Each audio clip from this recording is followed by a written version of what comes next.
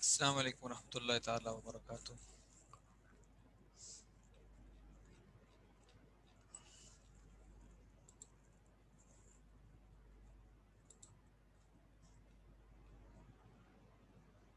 Moving forward towards uh, where we had concluded our last point of discussion, that was from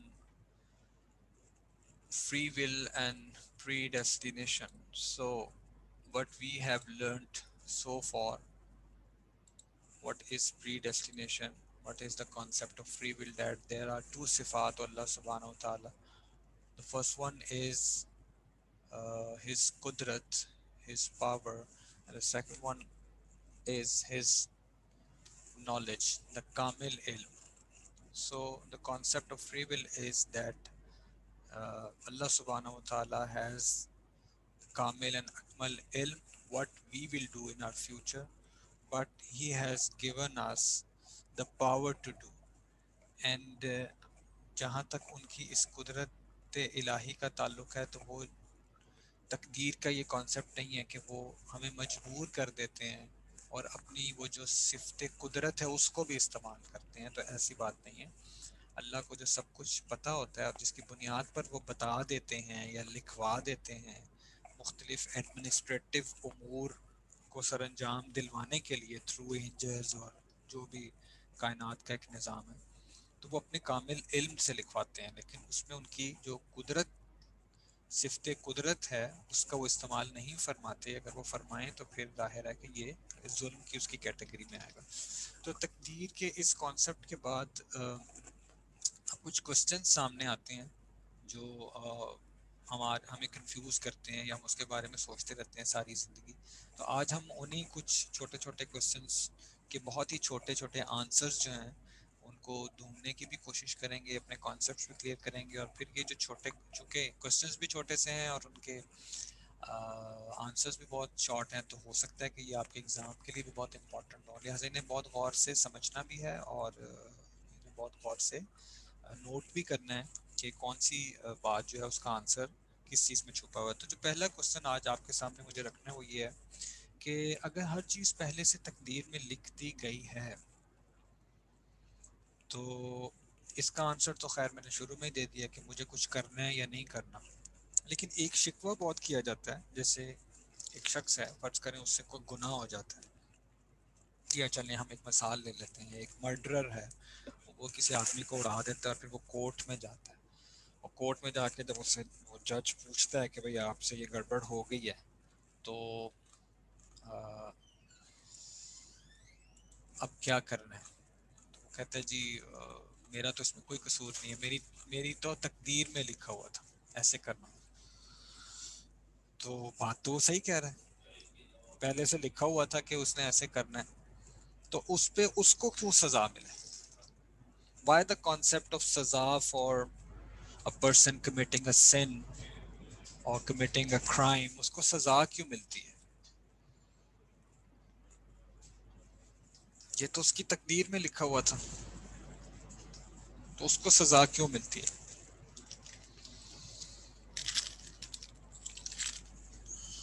G anyone? Because he was given free will. Okay.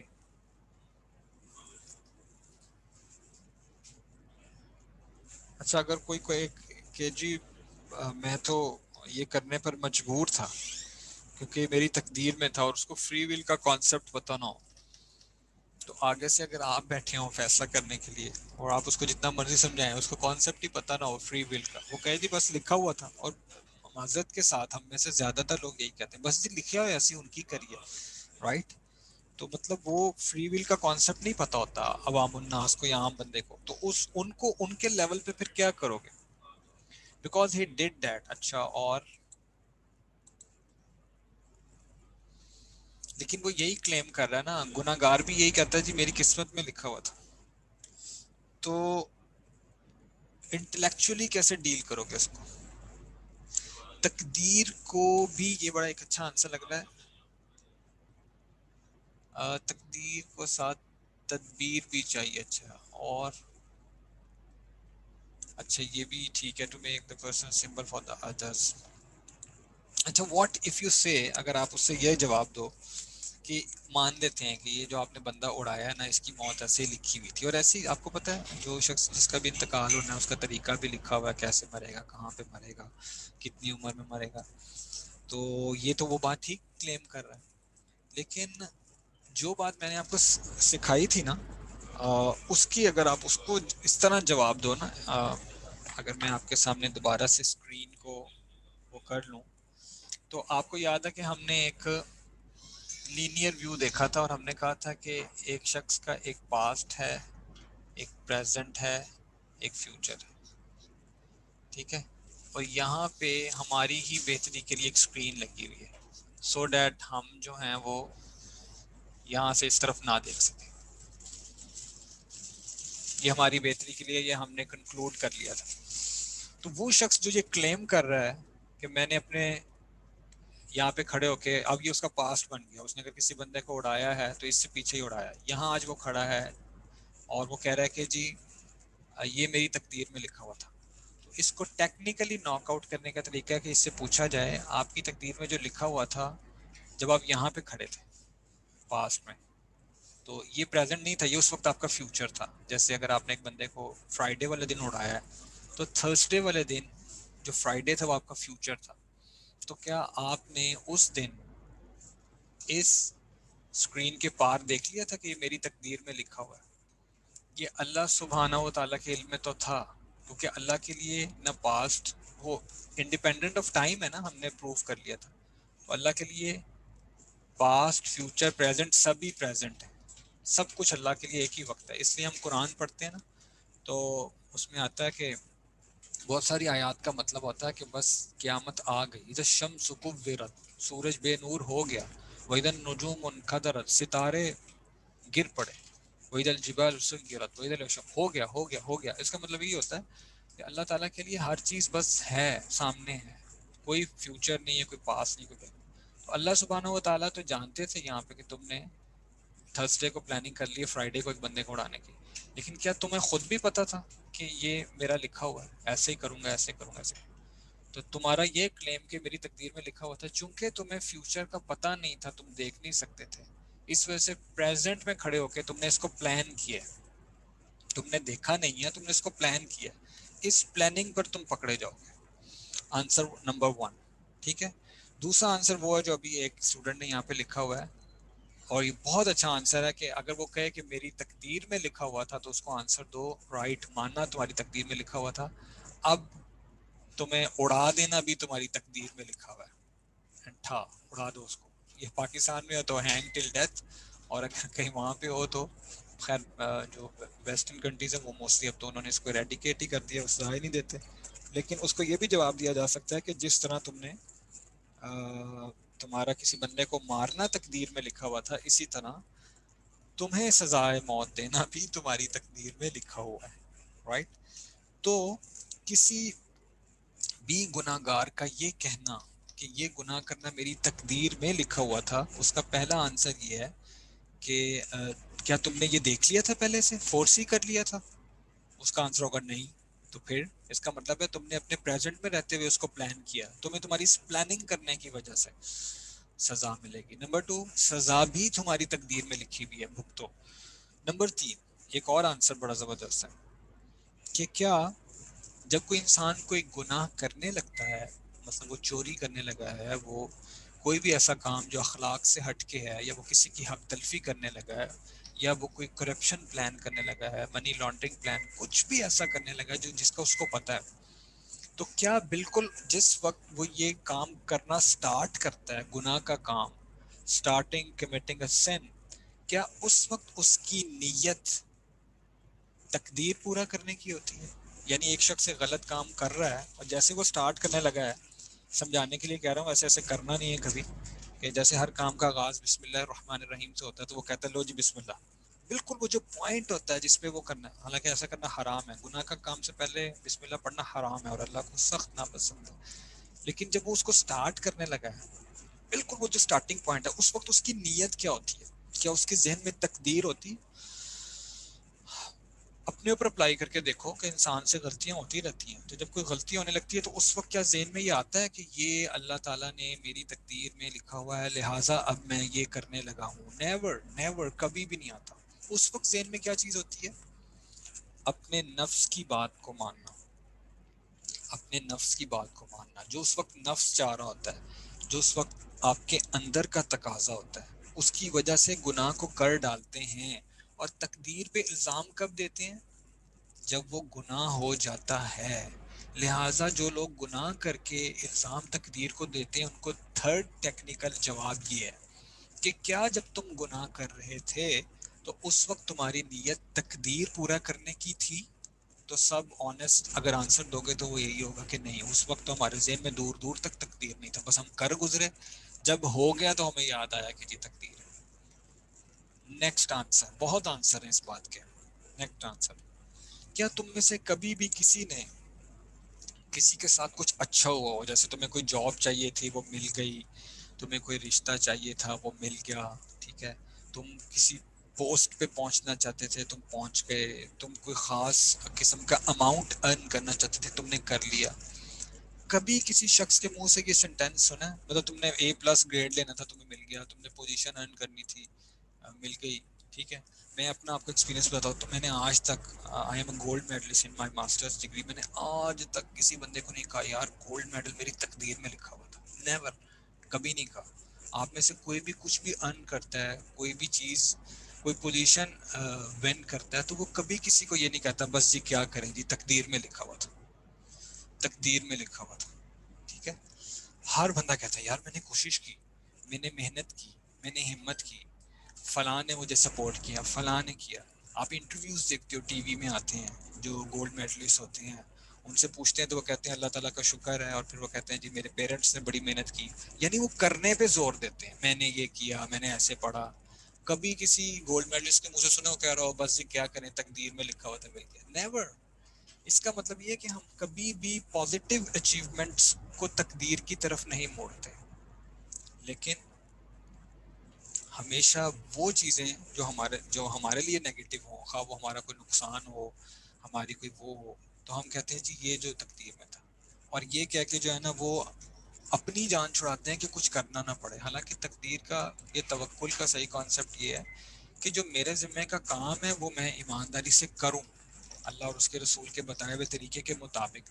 اب جو result آئے نا اس کو اللہ پہ چھوڑ دینا. میں نے آنیسٹلی سب کچھ کیا لیکن میں کچھ کروں ہی نہ اور میں کہوں جی تقدیر میں لکھا ہوا تھا، تو معذرت کے ساتھ یہ تقدیر کا کانسیپٹ نہیں ہے.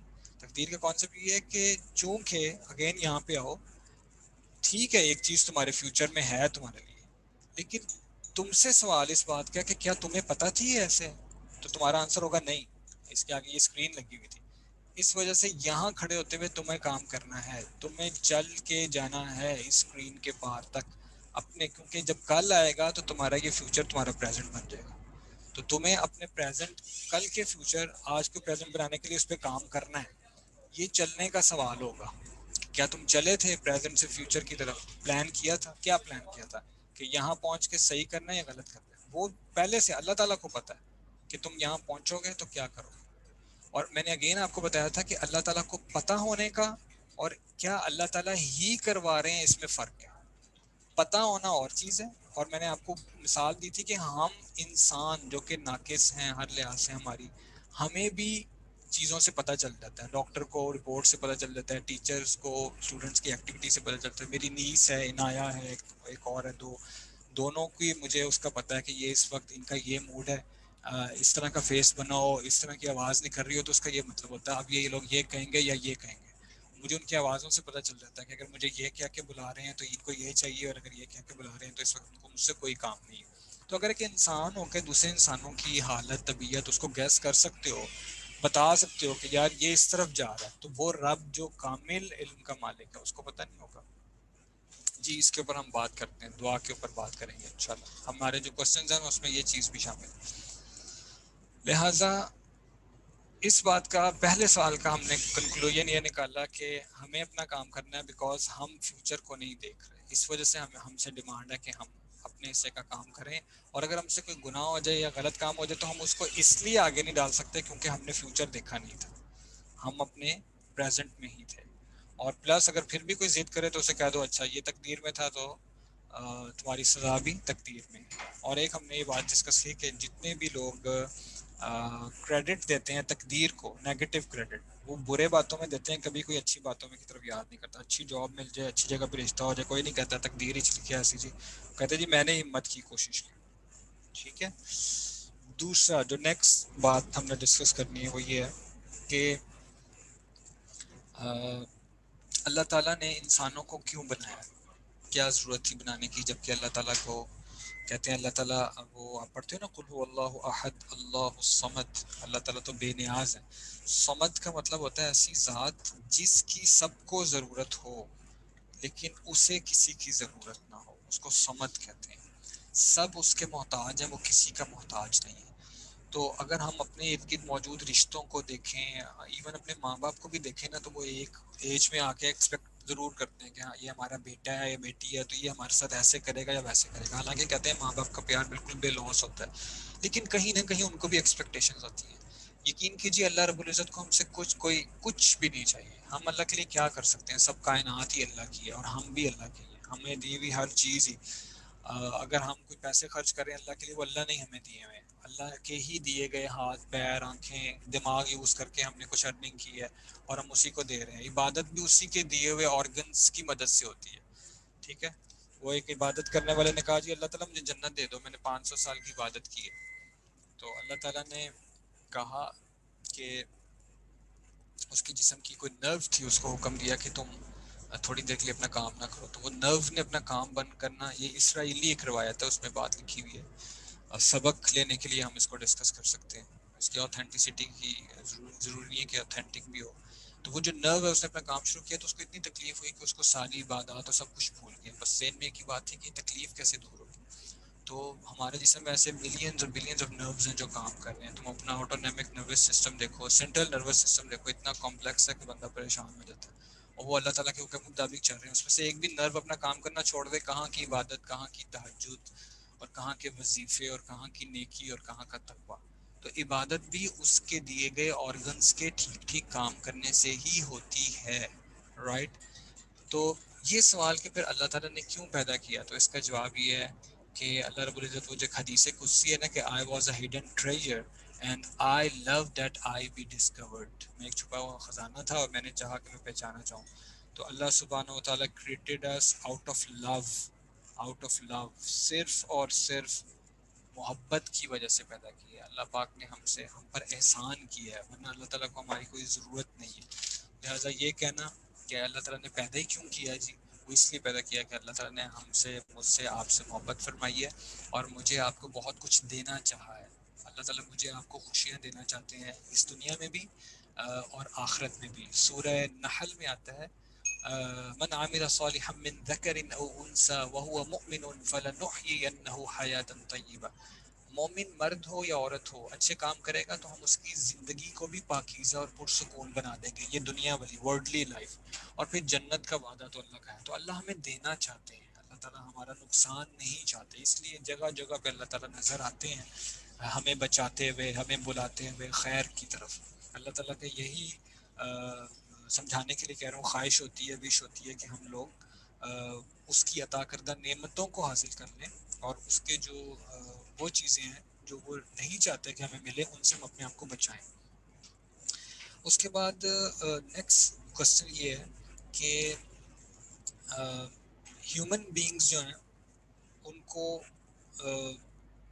Y they should be exist forever. کہتے ہیں جب سب فوت ہو جائیں گے تو پھر اور جو لوگ جنت میں چلے جائیں گے یا خدا نہ خاصہ اگر کفر کیا جہنم میں چلے جاؤ گے تو یہ ہمیشگی کیوں ہے، ہمیشگی کیوں ہے. ٹھیک ہے.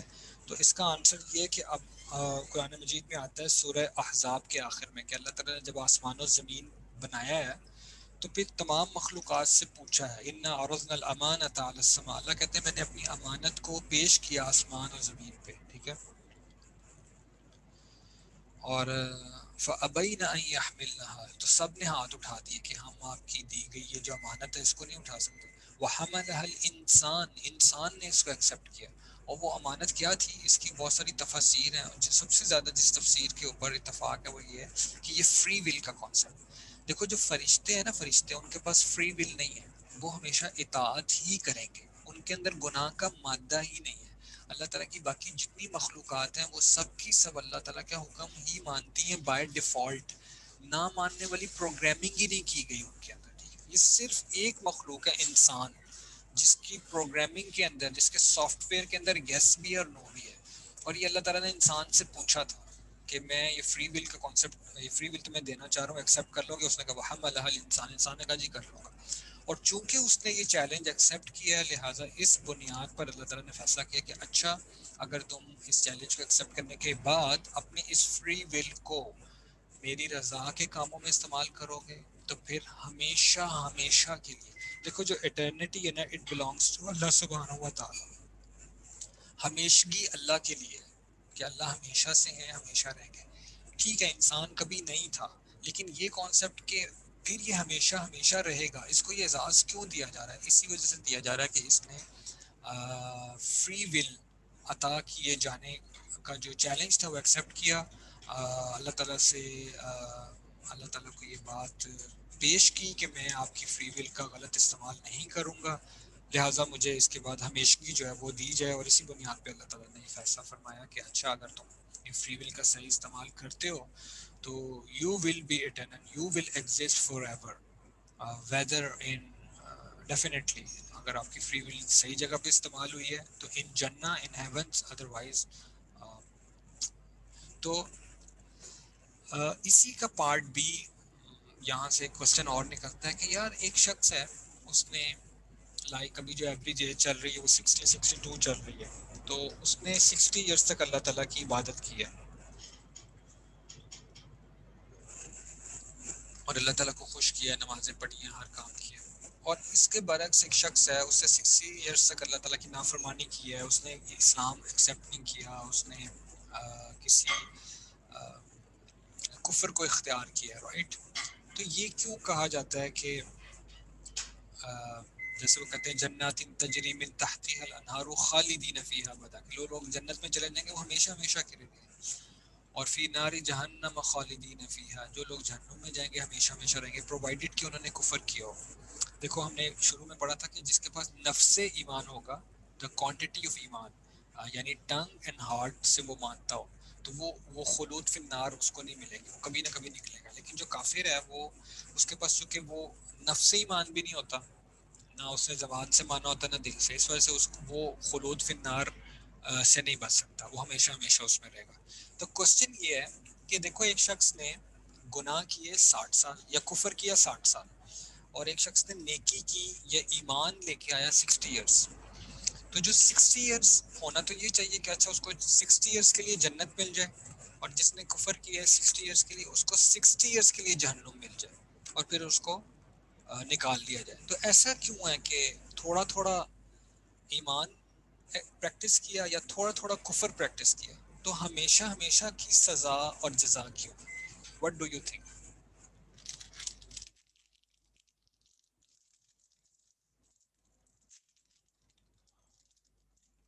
آئی ہوپ آپ کو میرا کوشچن سمجھ آ گیا۔ Person is doing good deeds for 60 years and he is getting Jannah forever. And contrary to this, a person is committing sins or doing kufr for 60 years, but he will be in hell forever. Why? No. Okay. میں repeat کر دیتا ہوں، ایک آدمی ہے، اس نے 50-60 سال تک کفر کیا، اللہ کو نہیں مانا، لیکن جہنم میں ہمیشہ رہے گا، کیوں؟ اور ایک شخص نے، ایک مسلمان نے 60-70 سال اللہ کی عبادت کی ہے، تو اس کو کہہ دیا کہ تم ہمیشہ جنت میں رہو گے۔ یہ بھی تو ہو سکتا تھا اچھا 60 ایئرس تک جنت میں رہ لو، اس کے بعد چھٹی اور خالی کرو جنت، لیکن ایسا نہیں ہوتا۔ Y?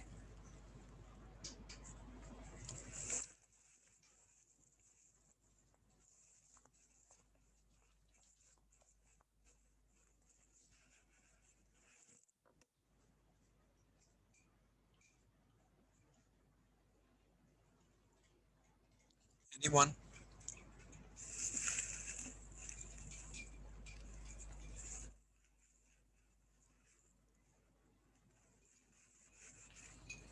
No. The answer is the niya, intentions. देखो एक मुसलमान है, मैं आप सबसे पूछता हूँ, चलो ये सवाल कि आप सब माशाल्लाह मुसलमान हो, अगर मैं आपसे पूछूं कि यार आपको अल्लाह पाक 100 साल की उम्र दे दे, तो क्या 100वें बरस तक भी अल्लाह ताला की इबादत करोगे और उसके रसूल पर ईमान रखोगे, या 101 में कोई और प्लान है? What is your answer? अगर तुम में से हर एक को 100 साल तक जिंदा रहना है, तो क्या तुम सबका अपनी जिंदगी के आखिरी साल तक यही प्लान है कि तुम अल्लाह ताला की इबादत करोगे और अल्लाह को मानोगे? यस, यस, बिल्कुल। इसके बारे से काफिर है, वो अल्लाह को नहीं मान रहा, आप उससे पूछो भी तुम्हारा क्या प्लान है, वो कहेगा मैं नहीं मानता अल्लाह और ना ही मैं कभी मानूंगा, चाहे मुझे कितनी भी उम्र मिल जाए। तो ये जो बात है कि अगर एक मुसलमान को 60 क्या, 70 क्या, 80 क्या, 60,000 साल की भी जिंदगी मिल जाती, तो वो यही कहता अल्लाह जितनी भी जिंदगी दोगे मैं तुम्हारी इबादत करूंगा और तुम्हारे अंबिया पर ईमान रखूंगा। तो चूंकि उसकी नीयत ये थी कि जब तक जिंदगी है, खा वो कितनी भी है, और खा मेरी जिंदगी कभी खत्म भी ना हो, तो जब तक मैं हूं तब तक अल्लाह ही मेरे रब हैं और अल्लाह के रसूल मेरे रसूल हैं। इस नीयत की वजह से उसकी जन्नत हमेशा की है। और काफिर ने ये नीयत की होती है कि मैं जब तक जिंदा हूं मैंने ईमान नहीं लेके आना, मैंने अल्लाह के साथ शरीक करना है, और उसकी इस नीयत की वजह से उसको हमेशा हमेशा की जहन्नुम की सजा मिलनी है। राइट, आई होप ये कॉन्सेप्ट आपको क्लियर हो गया होगा। नेक्स्ट जो कॉन्सेप्ट है ना वो ये है कि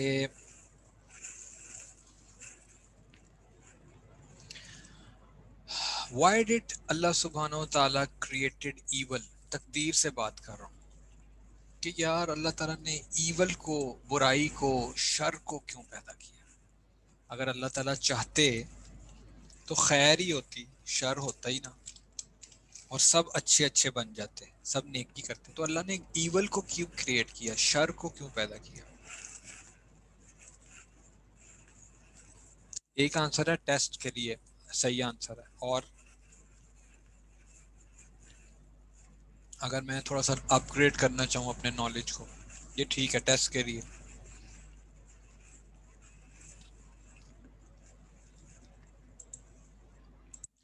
जैसे वो गुनाहगार ने क्लेम किया था ना कि गुनाह मेरी तकदीर में लिखा हुआ था, तो ये भी कुछ लोग कहते हैं, और ये आपको मिलेगा सूरह इब्राहीम के अंदर। सूरह इब्राहीम में लिखा हुआ है कि क़यामत वाले दिन शैतान ने लोगों को मुखातिब करना है और कहना है कि मैंने तो तुम्हें एक चीज की तरफ गाइड किया था कि ये ऐसे ऐसे कर लो, मैंने तुम्हें पकड़ के नहीं लेके आया था, तुम अपनी मर्जी से मेरे पीछे आए थे, तो तुम आज के दिन फला तलूमुनी वलूमु अनफुसकुम, कुरान के अल्फाज हैं, तुम अपने आप को मलामत करो, मुझे मलामत मत करो। तो शैतान ये कह के साइड पर हो जाएगा, और जो शैतान के पीछे करने वाले वो बेचारे कहते रहेंगे यार है तू यारी तो नहीं निभाई, फिर आज दे दिन साथ छाड़ देता है। तो उसने ये कहना है, सूरह इब्राहिम में लिखा हुआ है। लेकिन कुछ लोग स्टिल ये कहते हैं यार हमसे तो शैतान ने करवा दिया, हम पे शैतान आ गया था। तो ये बताओ क्या ऐसा नहीं हो सकता था कि ईवल को क्रिएट ही ना किया जाता, शैतान को ना बनाया जाता, बुराई होती ही ना, खैर ही खैर होती? एक जवाब तो आ गया कि टेस्ट ना होता।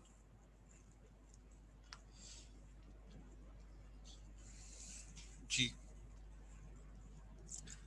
अच्छा मुझे बताओ कि ये जो अंधेरा होता है, अंधेरे का अपना कोई वजूद होता है? अंधेरा खुद से कोई चीज है? Darkness? No, no. Abdul Basit जिंदाबाद। अब्दुल बासित आप जिए। It is the absence of light, ये खुद से कुछ नहीं है। It is the absence of light, but if darkness wasn't there you might not know the importance of the daylight। अगर अंधेरा ना होता तो दिन की रोशनी की कदर ना होती, अगर शर ना होता तो खैर का कैसे पता चलता? اگر برائی نہ ہوتی تو نیکی کی ویلیو کیسے سامنے آتی. اب ایک اور مثال میں آپ کو بتاتا ہوں. میں آپ کو کانسیپٹ پتہ کیا سمجھانا چاہ رہا ہوں. یہ جو بلیم ہے نا کہ اللہ سبحانہ و تعالیٰ has created evil that's why I committed I followed evil. ٹھیک ہے, اس کا میں آپ کو جواب دیتا ہوں. آپ سے متعلق چلے ایک مثال لے لیتے ہیں. آپ کو پتہ ہے یونیورسٹی میں ایک گریڈ ہوتا ہے یہ والا جو آپ سب کا خواب ہے کہ آپ کو مل جائے, اور آگے چلتے جائیں B plus B C plus C D D D D D, پھر ایک گریڈ آتا ہے آئی, اور پھر اس کے بعد ایک گریڈ ہوتا ہے یہ والا. اب سب اس کو دیکھ کے کہہ رہے ہوں گے اللہ تعالیٰ بچائے ہمیں اس سے. ٹھیک ہے, اب سب لوگ ڈر گئے ہوں گے اس کو دیکھ کے کہ یار سر پیپر کے پاس تو ایسی باتیں نہ کریں. لیکن یہ آپ دیکھو, who created these grades A plus B C F, who created this system?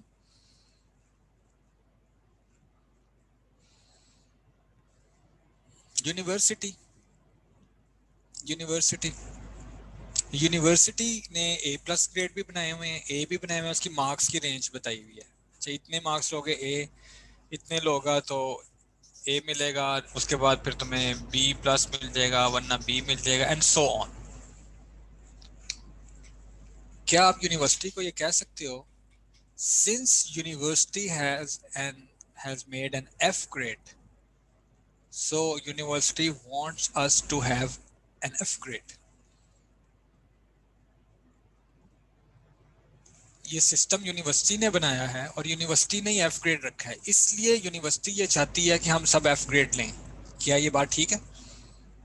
بنائی تو یونیورسٹی نے, تو پھر یونیورسٹی نے ایف گریڈ بنایا کیوں ہے؟ اب مجھے آنسر دیں. ابھی میں نے ایک آنسر دیا ہے وہ دن اور رات کی مثال سے, اس میں مجھے آنسر دیں. یونیورسٹی نے ایف گریڈ کیوں بنایا؟ To value A plus, to value A plus, اس لیے ایف بنایا. اس لیے ایف نہیں بنایا کہ آپ ایف گریڈ لیں. ایم آئی رائٹ؟ یونیورسٹی نے ایف گریڈ اس لیے بنایا ہے کہ ان گریڈز کی امپورٹنس پتہ چلے, اس لیے نہیں بنایا کہ آپ ایف گریڈ لیں. جس طرح یہ کہنا کہ یونیورسٹی نے ایف گریڈ اس لیے بنایا تاکہ ہم اس سے بچیں اور یہ گریڈز لیں, اسی طرح اللہ سبحانہ و تعالیٰ نے ایول کو کریٹ کیا ہے تاکہ ہم نیکی کی طرف آئیں, اور نیکی کی امپورٹنس, ورچو کی امپورٹنس, گڈ ڈیڈس کی امپورٹنس پتہ چلے. Evil, creation of evil is not a problem, doing evil is problem. Creation F grade is not a problem, going towards to have F grade is a problem.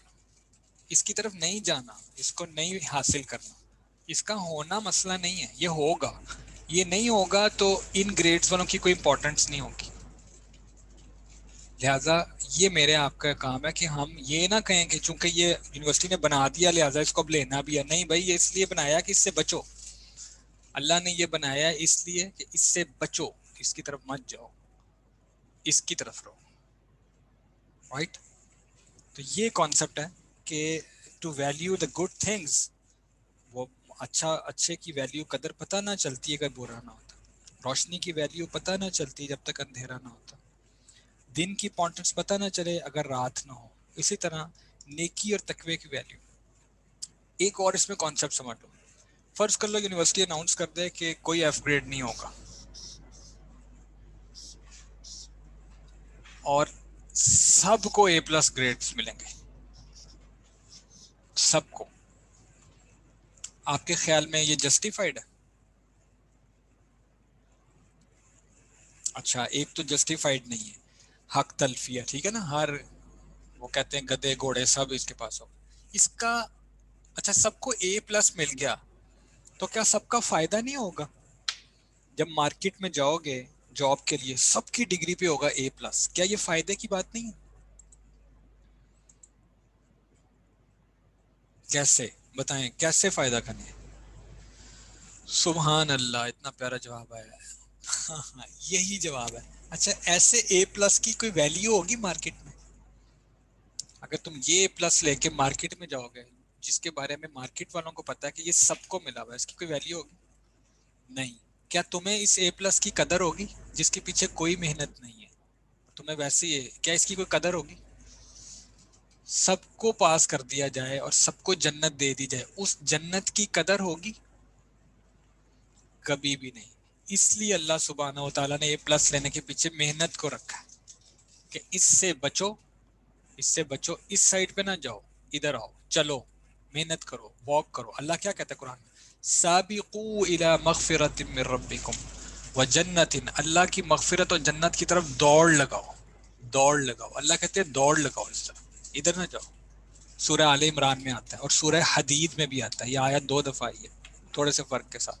سابقوا الی مغفرۃ، دوڑ لگاؤ. اللہ یہ بھی نہیں کہتا چل کے آؤ، دوڑ کے آؤ. سابقوا، سبقت کرو، بھاگو، اس طرف جاؤ. یہ جو تمہارا بھاگنا ہے، بھاگنے سے انسان تھکتا ہے کہ نہیں تھکتا؟ سانس چڑھتا ہے کہ نہیں چڑھتا؟ پسینہ آتا ہے کہ نہیں آتا؟ پیاس لگتی ہے کہ نہیں لگتی؟ سب کچھ ہوگا، لیکن منزل کیا ہے؟ اے پلس. اب جب ایک پلس مل جائے گا نا، پھر دیکھنا سخت گرمی میں گھنٹہ 2 گھنٹہ بس سے، بائک سے، ٹریفک سے ہو کے جب ٹھنڈے اے سی والے کمرے میں آ کے بیٹھتے ہو آرام سے، اپنی واچ اتارتے ہو، اسکارف اتارتے ہو، ٹھیک ہے، آرام سے بیٹھتے ہو، کیسی فیلنگ آتی ہے؟ وہ ایک دل سے نکلتی ہے اور اگر تم ایک ٹھنڈے کمرے سے نکل کے دوسرے ٹھنڈے میں کمرے، تمہارے دل میں کوئی خیال ہی نہیں آتا، کوئی خیال ہی نہیں آتا. لیکن وہی 2 گھنٹے کی خواری کے بعد ایک سایہ ملے، ٹھنڈا پانی ملے، قدر ہوتی ہے کہ نہیں ہوتی؟ اوہ کیسے اے سی والے کمرے میں سخت ٹھنڈ سے. ابھی گزشتہ دنوں میں جو 8 بجے والی کلاس سے نہیں آتا تھا، اب یقین کیجئے کچھ نظر نہیں آتا تھا، اور میں بس دعائیں مانگتا ہوا آتا تھا، یا اللہ بس پہنچ جاؤں کسی طرح یونیورسٹی. حالانکہ میں بہت قریب سے آتا ہوں، لیکن جب میں ایک دفعہ یونیورسٹی میں پہنچ جاتا تھا، اور جہاں پہ میں یہ آفس میں بیٹھتا ہوں، میرے سر کے بالکل اوپر جو ہے نا وہ ایک انورٹر لگا ہوا ہے، اور ہمارے جو شہباز بھائی ہیں، قاسم بھائی ہیں، انہوں نے آن کیا ہوتا تھا اس کو. اتنا گرم کمرہ میرے دل سے، او ہو اتنا گرم کمرہ. وہ دل سے نکلتی ہے نا ایک چیز. ٹریول کر کے آیا ہوں تو پتہ چلا، اور اگر اپنے گھر کے کمرے سے نکل کے دوسرے کمرے میں چلا جاتا تو یہ فیلنگ کبھی بھی نہ آتی.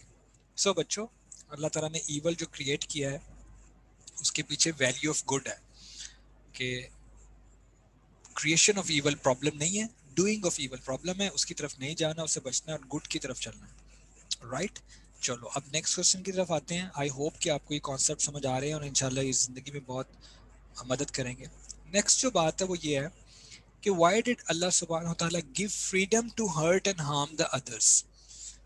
اللہ تعالیٰ نے دوسرے لوگوں کو نقصان پہنچانے کی یا پریشان کرنے کی کیوں دی ہے، صلاحیت کیوں دی ہے انسان کو، کہ وہ دوسرے کو مار سکتا ہے، وہ دوسرے کو نقصان پہنچا سکتا ہے، وہ دوسرے کو پریشان کر سکتا ہے. خواہ وہ یو ایس ہو، خواہ وہ کوئی بھی دنیا کا ملک ہو، تو وہ دوسروں کے اوپر جو ہے وہ اپنے اسلحے کے زور کی بنیاد پہ ان کو اڑا سکتے ہیں. یہ کیوں صلاحیت دی گئی ہے انسان کو؟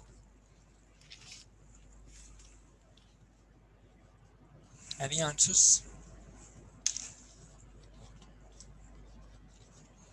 Waiting for your response.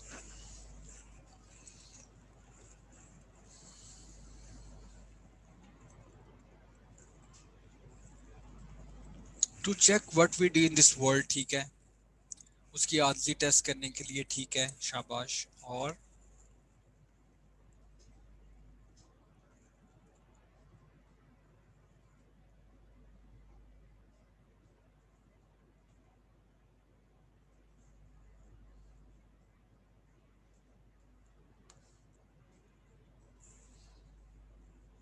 پتہ چلے گا کہ اچھا کون ہے، برا کون ہے. ٹھیک ہے، to test the concept of free will. ٹھیک ہے، سمجھ گیا ہوں میں، یہ اچھا آنسر ہے. To test the concept of free will. اور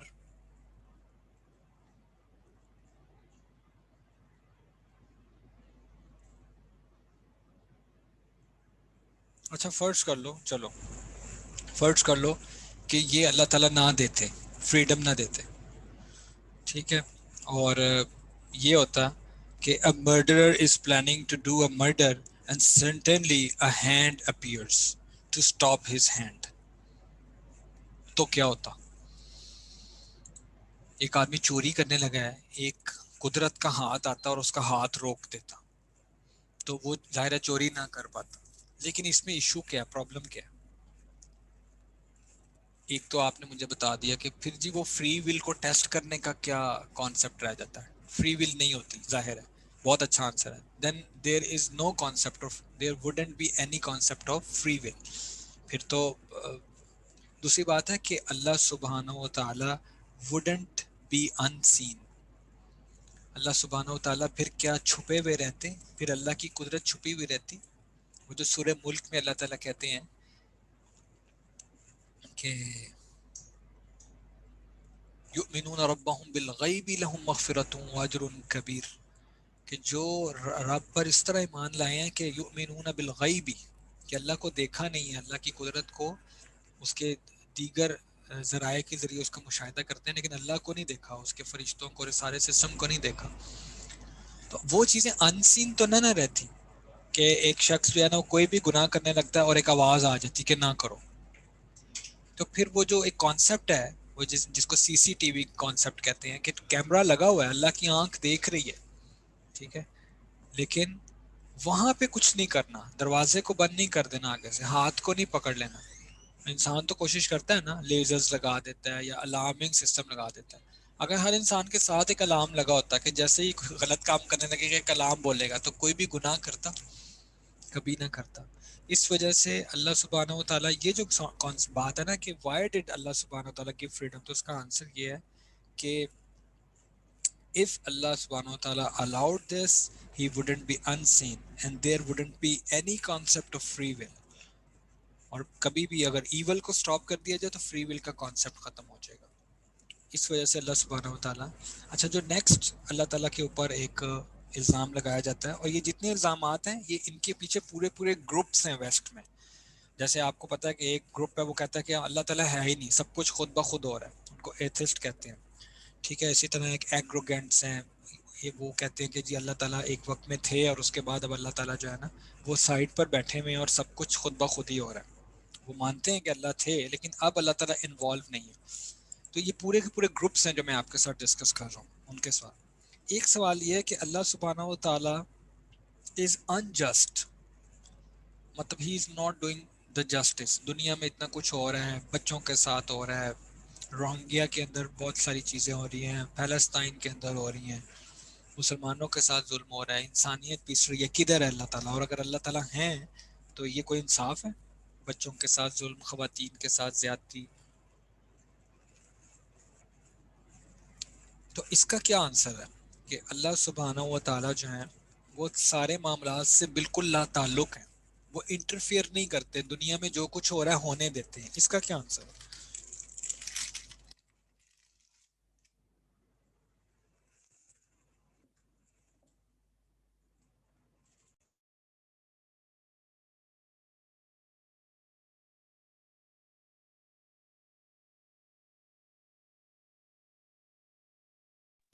اچھا, یہ بھی ہے.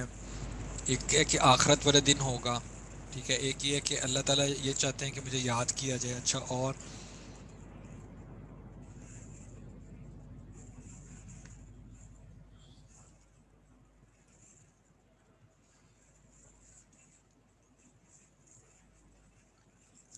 جی اچھا, اگر انٹرفیئر کرتے ہیں تو ایول کا کانسیپٹ نہ ہوتا, ایول نہ ہوتا تو فری ول کا کانسیپٹ نہ ہوتا, ٹھیک ہے. اور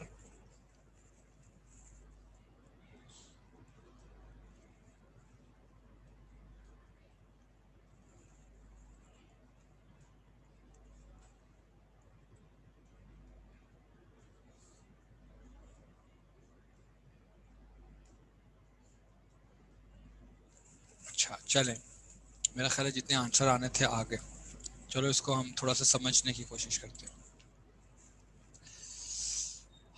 دیکھو, آپ کو پتا ہے کہ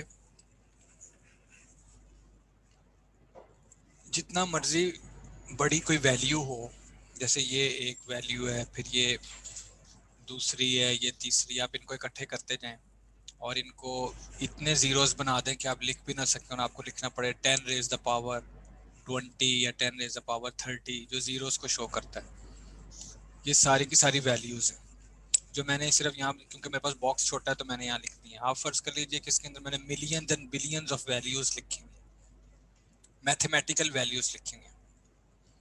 کوئی ایسا فگر ہے جس سے میں اس کو ملٹیپلائی کروں تو آنسر 0 آئے؟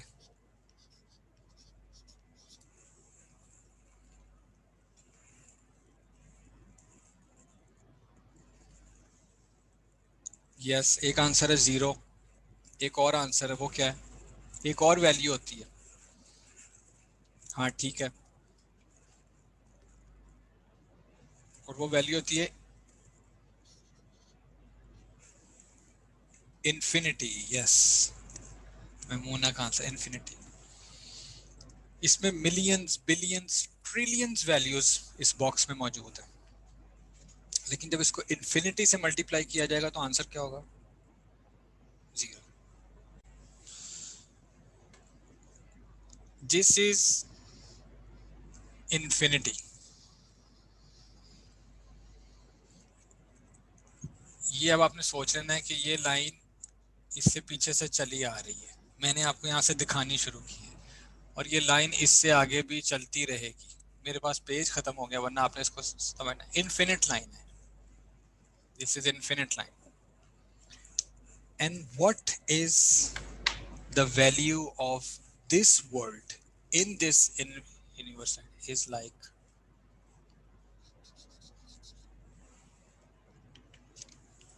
یہ وہ لائن ہے جو انفینٹ ہے، نہ پتہ ہے کہاں سے آ رہی ہے، نہ پتہ ہے کہاں ختم ہو رہی ہے.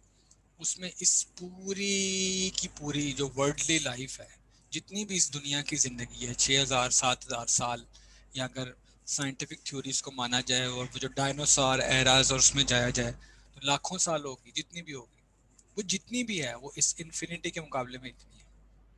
اس کی کوئی ویلیو ہے؟ لہٰذا اگر تم اس باکس کو، اس پوری کی پوری، اور یہ جو باکس ہے نا، اگر تم اس کو زندگی کی مشکلات، زندگی کے ظلم، زندگی کی پرابلمز کنسیڈر کر دو، اس باکس کو اگر میں اس باکس میں رکھنا چاہوں نا، یہ جو پوری دنیا کی ساری پریشانی ہے، یہ صرف 2020 کی پریشانی ہے یہ والی. اس طرح کا اس باکس کی کیا ویلیو ہوگی اس ڈاٹ کے اندر جو پوری دنیا کی زندگی ہے؟ ظاہر ہے یہ باکس اس کے اندر نظر بھی نہیں آئے گا کہیں. اور پھر اس ڈاٹ کی کیا ویلیو ہے اس پوری انفینٹ لائن کے اندر؟ تو ایک آنسر تو یہ ہے کہ جب یہ دنیا ختم ہو جائے گی اور اس انفینٹی کا حصہ بن جائے گی تو every thing which is multiply by infinite its value 0. ان پریشانیوں کی، ان مصیبتوں کی، ان پرابلمس کی ویلیو 0 ہو جائے گی جب آپ اس انفینٹی کا حصہ بن جاؤ گے، جو کہ بننا ہے ایک سٹیج کے بعد، رائٹ. لیکن پھر بھی ایک شکوہ رہے گا کہ اچھا یار، جو اس ڈاٹ کی حد تک جو ایک سپین تھا وہ تو مشکل گزرا نا، اللہ تعالیٰ نے اس میں انٹرفیئر نہیں کیا. تو اس کا آنسر یہ ہے، از دیٹ ٹرو کہ اللہ سبحانہ و تعالیٰ نے دنیا کے معاملات میں کبھی انٹرفیئر نہیں کیا؟ یہ بات ٹھیک ہے؟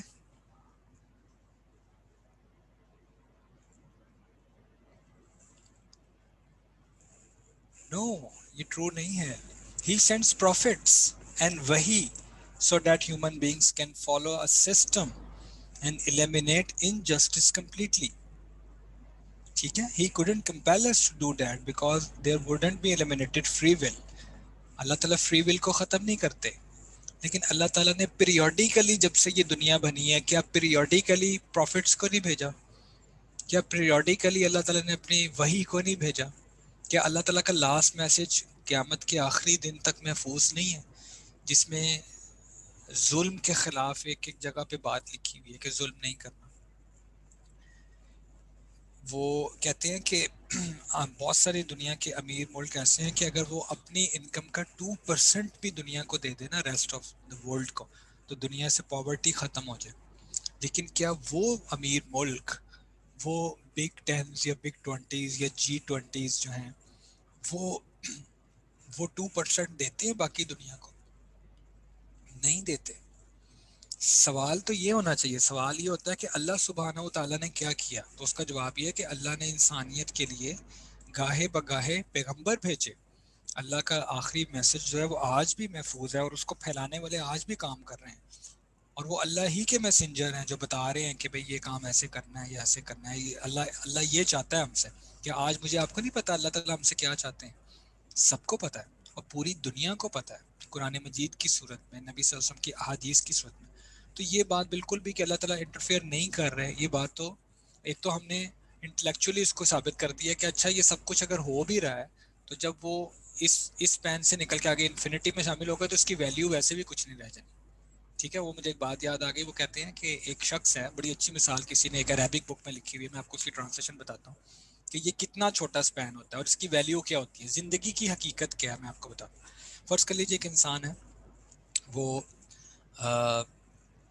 بہت ہی غریب ہے اور وہ بہت ہی مشکل سے زندگی بسر کر رہا ہے، اور نہ اس کے پاس سونے کے لیے پراپر جگہ ہے، نہ کھانے کے لیے پراپر فوڈ ہے. ایک رات وہ سوتا ہے اور یا وہ کوئی جرم کمٹ کرتا ہے جس کی وجہ سے اس کو جیل میں ڈال دیا جاتا ہے، اور وہ وہاں پہ سو جاتا ہے مایوسی کی حالت میں، رائٹ. اور اس کی آنکھ لگ جاتی ہے، اور وہ سوتے ہوئے میں کیا دیکھتا ہے کہ وہ ایک بادشاہ بن گیا، اور وہ ایک بہت بڑے محل میں آ گیا ہے، اور جناب اس کو سرو کرنے کے لیے hundred and thousands of servants are there roaming around ہم. اور جناب یہ بھی کھا رہا ہے، وہ بھی کھا رہا ہے. اور جو بادشاہوں کی وہ ہمارے ذہن میں کو ہوتا ہے نا، بادشاہ کیسے چلتے تھے، کیسے تالی بجاتے تھے، کیسے ان کی خدمت، وہ سب کچھ وہ اس خواب میں دیکھ رہا ہے. اب جب وہ اس کی آنکھ کھلے گی تو آنکھ کھلتے ساتھ اس کو سب سے پہلے کیا چیز نظر آئے گی؟ اپنا لاک اپ. وہی لاک اپ، وہی فرش، وہی اپنی غربت، وہی اپنے پرانے کپڑے، وہی اپنی بے بسی. خواہ اس نے 4 گھنٹے کا خواب دیکھا ہو، لیکن جب آنکھ کھلے گی تو وہ وہیں پر ہوگا، رائٹ. اب ایک دوسرے بندے کی مثال، ایک بندہ واقعی بادشاہ ہے، ٹھیک ہے، اس کے پاس محل ہیں، اس کے پاس سرونٹس ہیں، اس کے پاس لینڈز ہیں، اس کا حکم چلتا ہے. وہ سوتا ہے، اور وہ سوتے ہوئے میں کیا دیکھتا ہے کہ یار وہ کسی بہت ہی تنگ قسم کی جیل میں بند ہے. نہ اس کو پانی مل رہا ہے، نہ اس کو کھانا مل رہا ہے، اور اس پہ تشدد بھی ہو رہا ہے.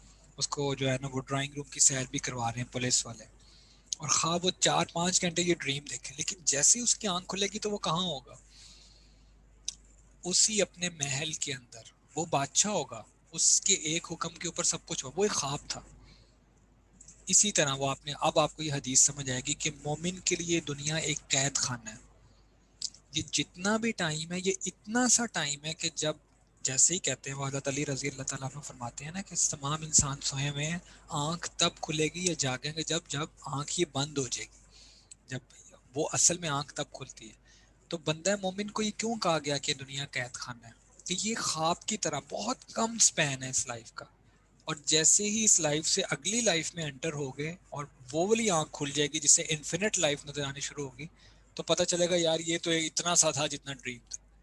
پھر اس لیے کہتے ہیں مومن کے لیے قید خانہ ہے. وہ اس ڈریم کے اندر قید میں تھا، آگے یہ جنت اور انفینٹ ہے. اور کافر کے لیے عیش و آرام کی جگہ کیوں ہے؟ وہ اس خواب کے اندر موجیں کر رہا ہے. دنیا آج اس کے ہاتھ میں ہے، کافروں کے ہاتھ میں دنیا میں بہت وہ ہوتی ہے. جبکہ اللہ تعالیٰ جو ہے وہ یہ جو سورۃ طٰہٰ ہے 16ویں سپارے کے لاسٹ پیج پہ اللہ تعالیٰ کہہ رہے ہیں، اپنے نبی کو کہتے ہیں لا تمدن عینیک الی ما متعنا بہ، کہ نبی جی آپ اپنی آنکھوں کو یہ لوگوں کی جو دنیا کی چند روزہ چمک دمک ہے اس سے اپنی آنکھوں کو خیرہ مت کیجیے. آپ یہ چند دنوں کی چمک دمک ہے. تو جیسے ہی آنکھ کھلے گی خواب ختم ہو جائے گا. اس وجہ سے یہ کہنا کہ یار دنیا میں بہت ظلم ہوتا ہے، دنیا میں بہت برا ہوتا ہے، جو اس شخص کے ذہن میں ہر وقت یہ بات چلتی رہتی ہے نا، اس کے ذہن میں انفینٹی کا کانسیپٹ نہیں ہوتا کہ یار یہ جو کچھ بھی ہو رہا ہے اس کی ویلیو کیا ہے انفینٹی کے مطابق. نمبر ون ایک تو یہ کانسیپٹ کلیئر ہونا چاہیے، اور دوسرا یہ کہ یہ جتنی بھی ویلیو ہے اس کے باوجود، اس کے کم ترین ہونے کے باوجود اللہ سبحانہ و تعالیٰ اس پین سے لا تعلق نہیں ہے. اللہ نے اس پین کو بھی اچھا بنانے کے لیے نبی بھیجے ہیں، اپنا پیغام بھیجا ہے، اور اب اسلامک اسکالرس کو یہ ڈیوٹی دی ہے کہ وہ پوری دنیا کو یہ بتائیں، مورلز اور ایتھیکل ویلیوز بتائیں کہ اللہ ان سے کیا چاہتے ہیں. تو اللہ تعالیٰ لا تعلق نہیں ہے. اللہ تعالیٰ اپنا میسج کنٹینیوسلی اپنے بندوں کے تھرو انسانیت کو دے رہے ہیں اور قیامت تک دیتے رہیں گے. اب یہ انسانیت کے اوپر ہے کہ وہ اس میسج کو ایکسیپٹ کرتا ہے یا نہیں کرتا. ٹھیک ہے جی. اب کوئی اور کوشچن؟ دعا کے بارے میں ایک سوال آیا تھا بڑا امپورٹنٹ، تو اس کے بارے میں تھوڑی سی بات کر لیتے ہیں. اور کسی کا کوئی سوال ہے تو یہاں پہ ٹائپ کرو، میں پھر آپ کو اس کے بارے میں آنسر کرتا ہوں. دیکھو بیٹا جو دعا ہے نا، دعا اس کا کانسیپٹ یہ ہے کہ اللہ تعالیٰ نے انسان کو یہ اعزاز بخشا ہے کہ ہم جو چاہے اللہ تعالیٰ سے سوال کر سکتے ہیں. اور اللہ تعالیٰ اتنے کریم ہے کہ انہوں نے ہمیں یہ بھی اس بات کی بھی اجازت دے دی ہے کہ اگر فرض کر لیجئے ایک چیز ہمارے یہی میں یہیں پہ وہ بنا دیتا ہوں، ہم یہاں کھڑے ہیں اپنے پریزنٹ میں اور یہ ہمارا فیوچر ہے. تو ایک چیز یہاں پہ اللہ سبحانہ و تعالیٰ جانتے ہیں کہ ہمارے لیے اچھی نہیں ہے، تو اللہ تعالیٰ چاہتے تو ہمیں منع کر سکتے تھے کہ یہ میں جانتا ہوں یہ تمہارے لیے اچھی نہیں ہے، لیکن تم نے مجھے کہنا نہیں ہے کہ یہ اچھا جو ہے اس کو، یہ برا جو ہے اس کو اچھا بنا دیا جائے. لیکن اللہ سبحانہ وتعالیٰ اتنے کریم ہیں کہ انہوں نے خود اپنے نبی کے ذریعے ہمیں کچھ ایسی دعائیں بتا دی ہیں جس کو کہتے ہیں بیل بیفور اریسٹ. ایک تو ہم وہ پڑھتے ہیں نا دعائے قنوت وطروں کے اندر، تو ایک دعائے قنوت ہے جو اللہ کے نبی صلی اللہ علیہ وسلم نے حضرت حسن رضی اللہ تعالیٰ عنہ کو سکھائی تھی. اللہم اہدنی فی من ہدیت وعافنی فی من عافیت وتولنی فی من تولیت وبارک لی فی ما اعطیت وقنی شر ما قضیت. اس لفظ کے لیے میں نے یہ دعا پڑھی ہے کہ اللہ نے اپنے نبی کے ذریعے ہمیں یہ بھی اجازت دے دی ہے کہ تم مجھ سے یہ بھی مانگ لو اللہم قنی شر ما قضیت، کہ اللہ جی اگر آپ کے علم کے مطابق میرے فیوچر میں میرے لیے کچھ برا لکھا ہوا ہے تو آپ مجھے اس سے بھی بچا لیجیے. بیل بیفور اریسٹ، دعا میں ایسی پاور ہے کہ اگر میرے لیے، مجھے نہیں پتا میرے فیوچر میں میرے لیے خیر ہے یا شر ہے، لیکن اگر کوئی شر آپ دیکھ رہے ہیں کہ یہ شر ہے اس کے لیے اور میں چلتا چلتا اس تک پہنچ جاؤں گا تو آپ مجھے اس کی طرف جانے ہی نہ دیں. یہ ہے دعا، یہ ہے دعا. تو کہتے ہیں کہ دعا سے تقدیر بدل جاتی ہے. تو تقدیر کی دو ٹائپس ہیں، ایک کو تقدیر معلق کہتے ہیں، ایک کو تقدیر مبرم کہتے ہیں. یعنی تقدیر کا کوئی حصہ ایسا ہے جو اللہ پاک چینج نہیں فرماتے، جیسے انسان کی پیدائش کہاں پر ہونی ہے، انسان کی وفات کہاں پر ہونی ہے، انسان کہاں پہ مرے گا، کہاں پہ جیے گا. اور ایک تقدیر کی وہ قسم ہے جس کو اللہ تعالیٰ نے انسان کی دعا سے اٹیچ کر دیا، اس کو تقدیر معلق کہتے ہیں. فرض کر لو ایک انسان ہے، اس کے بارے میں ایک چیز لکھی ہوئی تھی کہ یہ اس میں مبتلا ہوگا، لیکن اس نے دعا کر دی تو اس کی وہ تقدیر معلق تھی. اللہ پاک نے یہ بھی لکھا ہوا تھا کہ یہ اگر مجھ سے دعا کر لے گا تو میں اس کو اس شر سے بچا لوں گا اور یہ والی خیر عطا کر دوں گا. اسی طرح ایک شخص نے دعا کی، اللہ پاک نے اس کی عمر لکھی ہوئی تھی 60 ایئرس، اس نے دعا کی اللہ، کیونکہ آپ نے سنا ہوگا نیکی سے عمر بڑھتی ہے، صلہ رحمی سے عمر بڑھتی ہے. اس نے دعا کی اللہ میری عمر بڑھا دیں آپ، یا اس شخص نے حج کر لیا، یا اس نے صلہ رحمی کر لی، یا اس نے اللہ سے دعا کر لی کہ اللہ آپ میری صحت کو اچھا کر دیجیے، تو اس کی دعا کی برکت سے اللہ تعالیٰ اس کی ایج کو بڑھا دیں گے. دوسری بات یہ ہے کہ جو اللہ سبحانہ، یہ جو ہوتا ہے نا کہ بڑھ جانا، دعا سے تقدیر کا بدل جانا، وہ ایڈمنسٹریٹولی بدلتا ہے. جیسے یہ ایک کتاب ہے، اس میں فرشتے کے لیے لکھا ہوا ہے کہ عادل صاحب کو اتنے ایئرس تک آپ نے الاؤ کرنا ہے، پھر آپ نے پکڑ لینا ہے، ٹھیک ہے. لیکن یہ جو فرشتہ صاحب ہیں ان کو یہ نہیں پتا کہ خود اللہ سبحانہ و تعالیٰ کے علم میں کیا ہے. یہ جو بک ہے یہ صرف اس کو کام کرنے کے لیے دی گئی ہے کہ یہ عادل صاحب کے ساتھ یہ کرنا ہے. اب ادھر اگر عادل صاحب ڈائریکٹ ہو جاتے ہیں اللہ تعالیٰ سے تو اللہ تعالیٰ فیصلہ کر دیتے ہیں اچھا یہاں پہ جو میں نے اس کے لیے لکھا تھا نا کہ اس کو یہ ملے گا یہ ملے گا، اب میں اس کو اور بڑھا دیتا ہوں. تو اب اللہ کے علم میں تو تھا کہ عادل نے، کیونکہ میں نے آپ کو پہلے بتایا کہ میں نے تو یہ دعا آج کی ہے، اللہ کے لیے تو نہ پاسٹ ہے نہ فیوچر ہے، اللہ کو پہلے ہی پتا تھا کہ عادل نے یہ دعا کرنی ہے. تو اللہ کے علم میں میری پہلی سٹیٹ بھی تھی اور میری دوسری بھی تھی، لیکن اس ایڈمنسٹریٹو بک والے ہولڈر کو نہیں پتا تھا، فرشتے کو نہیں پتا تھا جس نے اس کو امپلیمنٹ کروانا ہے. اللہ خود بھی کروا سکتے ہیں لیکن ایک نظام ہے نا، بادشاہ ہیں اپنی بادشاہی دکھانے کے لیے، تو پھر وہ یہاں پہ بھی اس کو ریویل کر دیں گے کہ اچھا یہ چینج کر دیا جائے اور اب اس کی ایج زیادہ کر دو، اس کا رزق زیادہ کر دو کیونکہ اس نے ہم سے دعا مانگ لی. لیکن خود اللہ کو پتا تھا کہ یہ دعا کر لے گا، ٹھیک ہے. اب پھر یہاں سوال ہوگا کہ دعا کرنے کا کیا فائدہ ہے. اس کا جواب یہی ہے کہ کیا تمہیں پتہ ہے کہ اللہ تعالیٰ نے تمہارے لیے کیا چیز رکھی ہوئی ہے؟ نہیں، تمہیں چونکہ نہیں پتا اس لیے تم دعا مانگو، نمبر 1. نمبر 2، اللہ کو یہ پسند ہے کہ اس کے بندے اس سے مانگیں اور اپنی ابدیت کا اظہار کریں. دنیا میں ہر ذات، ہر مخلوق دینے سے بچتی ہے. تمہارے پکے سے پکا دوست ہو، ایون تمہارے ابا جی بھی ہوں نا، کتنا مانگ لو گے ان سے؟ ایک وقت آئے گا کہ جان چھڑائیں گے کہ جان چھوٹو. یہ صرف اللہ سبحانہ و تعالیٰ کی عطا ہے کہ اللہ سبحانہ و تعالیٰ نہ مانگنے والے سے ناراض ہوتے ہیں. جو نہیں مانگ رہا نا، حدیث بتا رہا ہوں، اور جو مانگتا ہے اللہ اس سے جو جتنا مانگتا ہے اس سے اتنا خوش ہوتا ہے کہ یہ مجھے، کیونکہ یہ میری طرف رابطہ کر رہا ہے نا، اس کو پتا ہے کہ میں ہی کر سکتا ہوں، تو اس وجہ سے جتنا اللہ سے مانگا جائے اتنا خوش ہوتے ہیں. کچھ اسٹوڈنٹس پوچھتے ہو کہ سر ایسا کیسے بنا جا سکتا ہے کہ ہماری ہر دعا قبول ہو؟ تو آج میں آپ کو اس کا بھی ایک راز بتاتا ہوں. آپ نے ایک دعا کی اللہ سبحانہ و تعالیٰ سے، وہ قبول نہیں ہوئی. دعا تین طریقے سے قبول ہوتی ہے. ایک، جو تم مانگتے ہو وہی مل جاتا ہے. نمبر ٹو، کہ تمہاری یہ جو تقدیر تھی نا، یہ تمہارا پریزنٹ ہے، یہ تمہارا فیوچر ہے. یہاں اللہ تعالیٰ نے لکھا ہوا تھا تمہارے لیے کوئی بیماری لکھی ہوئی تھی، ٹھیک ہے، کوئی نقصان لکھا ہوا تھا تمہاری، کچھ خدا نخواستہ لکھا ہوا تھا کہ یہ پیرالائز ہو جائے گا، ڈسیبل ہو جائے گا، اس کا لاکھوں کا نقصان ہو جائے گا، یا یہ ایون ایکسیڈنٹ کا شکار ہو کے فوت ہی ہو جائے گا. یہاں لکھا ہوا تھا یا اللہ کو پتا تھا. تم نے یہاں دعا مانگ لی، اللہ تعالیٰ نے فیصلہ کر لیا، ایڈمنسٹریٹولی بتا دیا کہ اس کی یہ بیماری، اس کا یہ ایکسیڈنٹ، اس کا یہ نقصان ختم کر دو، نہیں کرنا.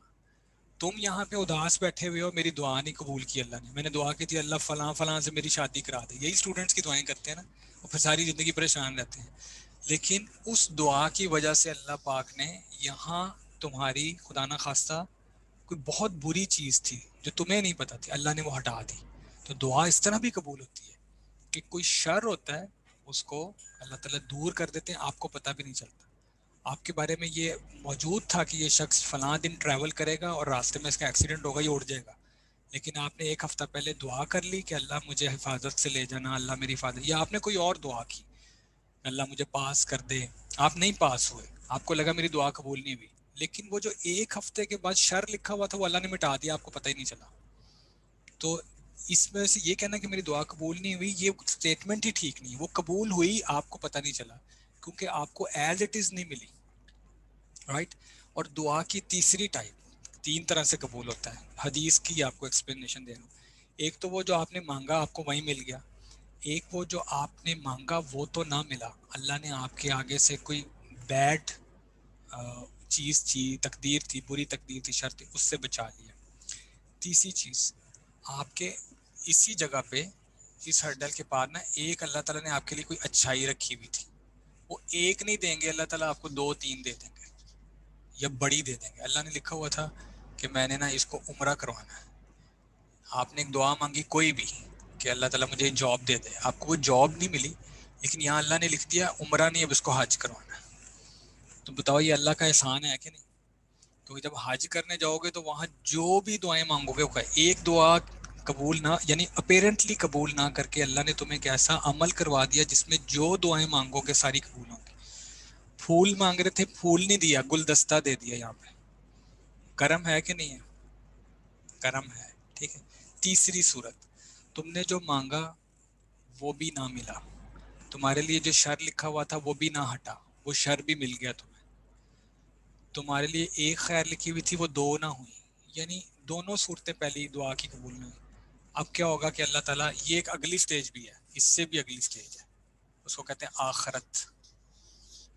یہاں پہ جب میزان ترازو بنا ہوگا تو پتہ چلے گا جناب عادل صاحب کو ایک نیکی چاہیے یہ پلڑا اوپر کرنے کے لیے، ادھر جنت ادھر جہنم ہے. وہاں اچانک اللہ رب العزت اس کے اندر ایک چیز ڈالے کہ پلڑا نیچے ہو جائے گا. میں حیران ہو جاؤں گا کہ میری تو نیکیاں ختم ہو گئی تھی، یہ کیا چیز ہے. وہاں اللہ کہیں گے یہ تمہاری وہ دعا تھی، یہ میں نے آج کے لیے رکھی، کیونکہ میرے لیے تو فیوچر نہیں ہے نا، یہ تمہارا فیوچر ہے. مجھے تو یہ پہلے ہی پتا تھا کہ تمہیں یہاں ضرورت پڑنی ہے، یہ لو اپنی دعا یہاں لے لو.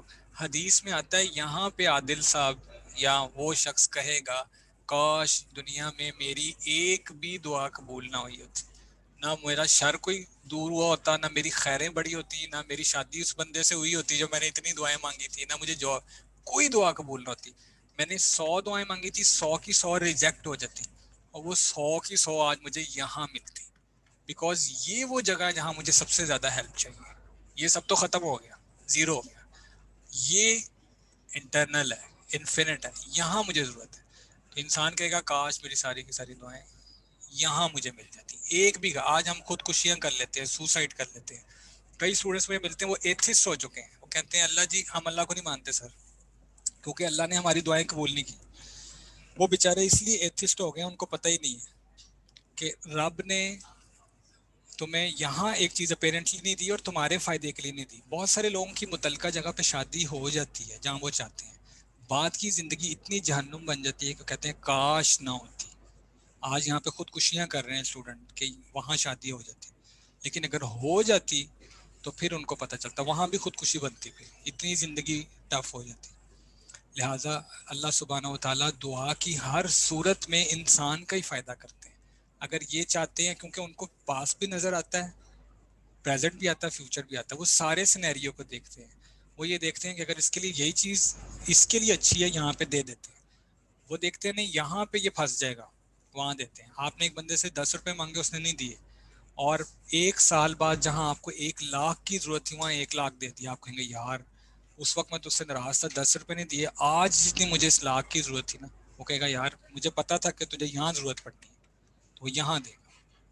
اور بعضوں کے لیے فیصلہ ہوتا ہے نہیں اس کو جنت میں لے کے جانا ہے, نیکیاں تو ہوں گی نہیں, تو اللہ سبحانہ و تعالیٰ اس کی دعاؤں کو رکھ لیتے ہیں. اور پھر لہٰذا کوئی بھی دعا کسی بھی صورت میں, کوئی ایک بھی دعا کبھی ضائع نہیں جاتی.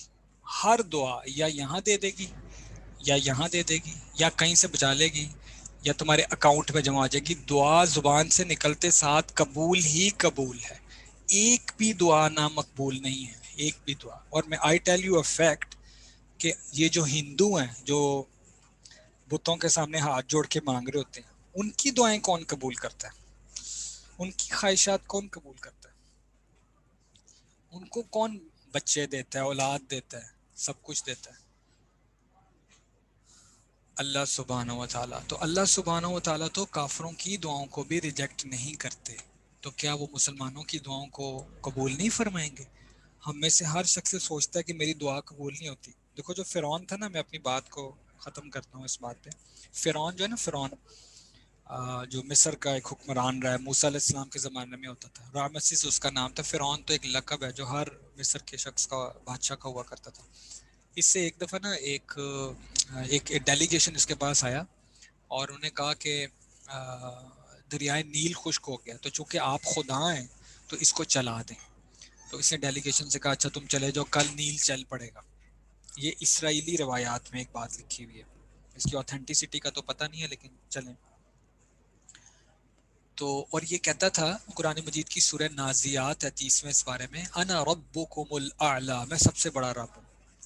تو کہتے ہیں کہ یہ رات کو چپکے سے گیا دریائے نیل, اور اس نے میک شور کیا کہ کوئی دیکھنے والا نہیں ہے, کوئی اس طرح کا سین نہیں ہے. تو اس نے دریائے نیل کے کنارے پر اپنا تاج اتار کر نیل کی مٹی پر رکھ دیا, اور تھوڑی سی مٹی اٹھائی اور اپنے سر پر ڈالی, اور کہنے لگا اللہ آپ کو پتہ ہے کہ رب تو آپ ہی ہے, میں نہیں ہوں, لیکن میرا ایک بھرم بنا ہوا ہے, تو آپ نیل کو چلا دیں. تو کین یو بلیو کہ نیل جاری ہو گیا, اللہ رب العزت نے نیل کو جاری کر دیا. تو وہ شخص جو کہتا تھا انا ربکم الاعلی, اللہ نے اس کی دعا کو نامنظور نہیں کیا. شیطان کی جب لڑائی ہو رہی تھی, اللہ سے کون لڑ سکتا ہے, سمجھانے کے لیے کہہ رہا ہوں, تو لڑائی ہوتے ہوتے جب اللہ اس کو کہہ رہے تھے سمجھانے کے لیے لفظ بول رہا ہوں, فخرج منها فإنک, جیسے کہتے ہیں نا دفع ہو جاؤ, نکل جاؤ یہاں سے. قرآن مجید میں الفاظ ہے فخرج منها انک من الصاغرین, تم ریجیکٹ کر دیے گئے, نکل جاؤ یہاں سے. شیطان نے اس وقت بھی اللہ سے ایک دعا کی کہ اللہ جی مجھے نا ہمیشہ ہمیشہ کی زندگی دے دیں, تاکہ میں آپ کے یہ بندوں کے ساتھ نا دو چار کرتا رہوں. تو اس وقت بھی جب اللہ اتنے ناراض ہیں کہ اس کو نکلنے کا کہہ رہے ہیں, کیا اللہ نے اس کی دعا ریجیکٹ کر دی؟ نہیں. اللہ نے کہا انک من المنظرین, جاؤ تمہیں ٹائم دیتے ہیں. تو جو اللہ شیطان کی دعا کو ریجیکٹ نہیں کر رہے, جو انا ربکم الاعلی کا دعویٰ کرنے والے کو, اور میں اور آپ تو ہر روز 5 وقت جھک کے کہتے ہیں سبحان ربی الاعلی, تو جو انا ربکم الاعلی کہتا تھا اس کی دعا ریجیکٹ نہیں کی, میری آپ کی کر دیں گے؟ نیور نیور نیور, کبھی بھی نہیں. لہٰذا یہ جو ہمارے بات ذہن میں ہے نا, اور اگر تم یہ چاہتے ہو نا کہ تمہاری دعائیں اللہ تعالیٰ قبول کریں, تو میں آج تم کو اس کی ایک ٹپ بتاتا ہوں. یا تم نے نشانی دیکھنی ہو نا کسی شخص کی کہ اس کی ہر دعا قبول ہوتی ہے کہ نہیں, یا تم خود میں وہ نشانی ٹیسٹ کرنا چاہو کہ ہاں میری ہر دعا قبول ہونی شروع ہو گئی کہ نہیں, تو اس کا میں تمہیں ایک نشانی بتاتا ہوں. تم وہ حضرت عمر فاروق رضی اللہ تعالیٰ عنہ والا فارمولہ اپناؤ. وہ فرمایا کرتے تھے کہ مجھے اس بات کی فکر نہیں ہوتی کہ میں نے جو دعا مانگی وہ قبول ہو رہی ہے کہ نہیں.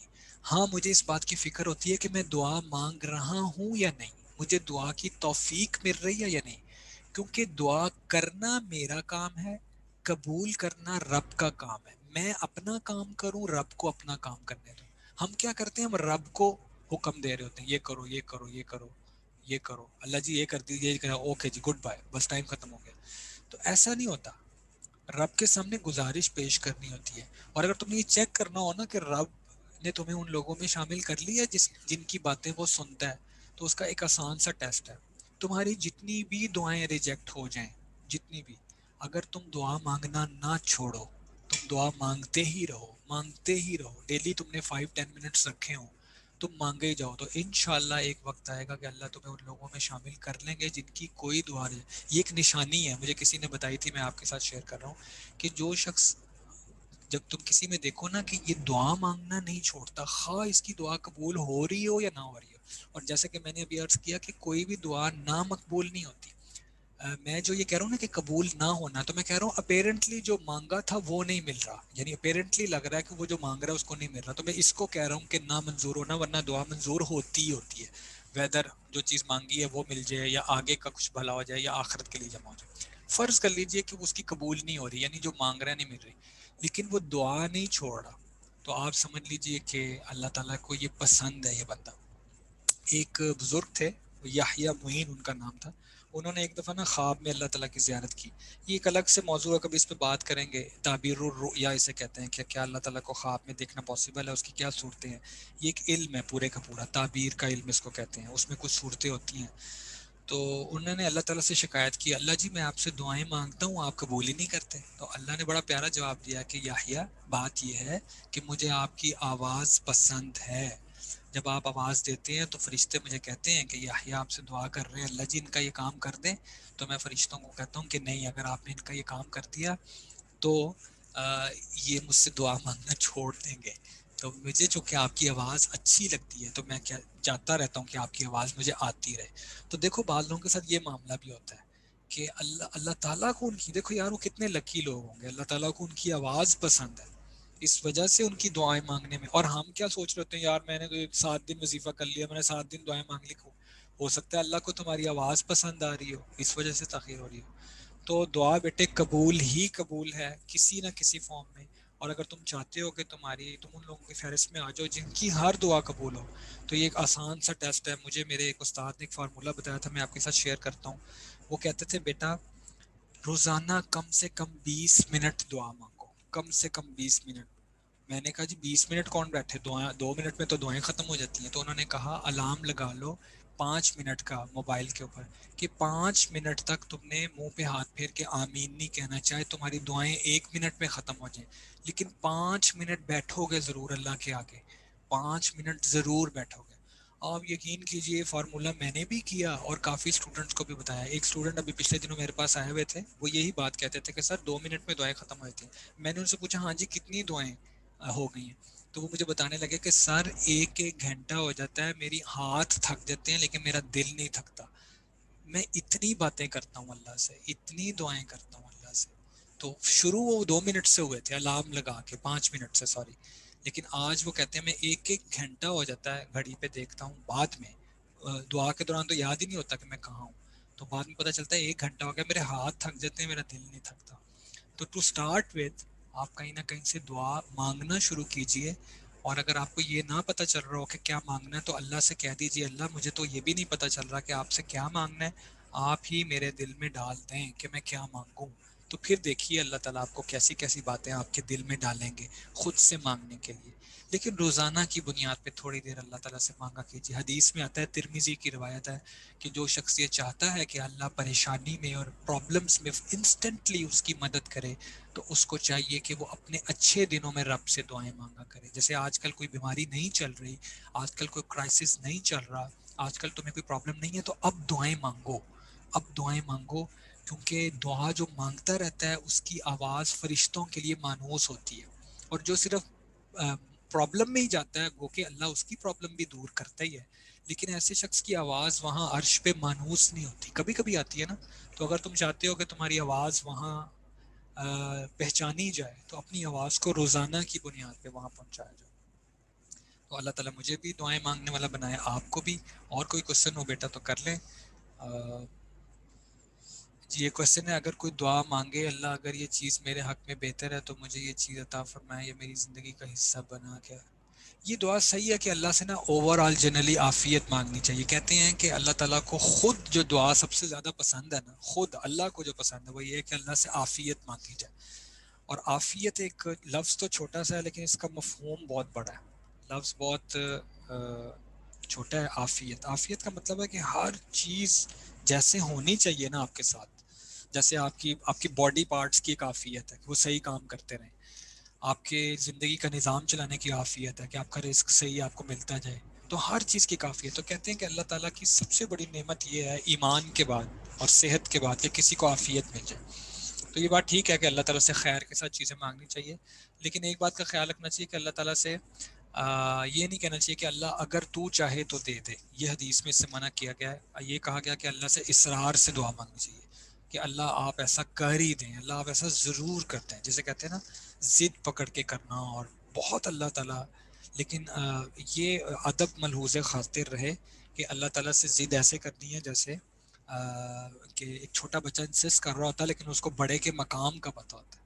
تو اللہ سے ناراضگی والی ضد نہیں کرنی کہ اللہ آپ نے یہ نہ کیا تو میں آپ سے ناراض نہیں. ضد سے میری مراد ہے بہت بہت پکے رہنے اپنے مانگنے میں. اللہ کو یہ پسند ہے. اللہ کے نبی نے بتایا کہ یقین اور اصرار سے مانگو، اصرار کرو کہ اللہ یہ آپ کر ہی دیں تو اللہ انشاءاللہ ضرور کریں گے. پھر بھی نہ ہو تو سمجھ لینا کہ یہ جو میں نے 3 بتائے ہیں آپ کو اس میں سے کچھ نہ کچھ میرے لیے اللہ نے فیصلہ کر دیا ہے لیکن مجھے نہیں پتا، ٹائم پر پتہ چل جائے گا. جی کوئی اور سوال بچے؟